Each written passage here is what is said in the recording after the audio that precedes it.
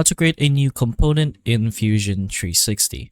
So one thing you can do is to go ahead to your file name, which should just be right below your browser. Right click on that and you should see the new component option. You can press on that and you can change its type, your name, and everything else. You can set it up from here and just go ahead and press on OK. It should appear as one of the options here on the left on your browser. And another thing you can do is to choose whichever body you want and to create a component from a body. So back in your browser and under your file name, you should be able to see your bodies over here and open that up and you can choose whichever body you want to make a component from. So let's say this body over here, we can go ahead and right click and we should see the create components from bodies option.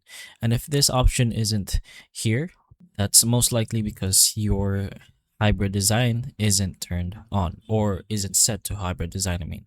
So you can go ahead below document settings here, right below your browser, and choose the convert design type and make sure it is on hybrid. Maybe you are in part or assembly, but just go ahead and choose a hybrid and choose convert.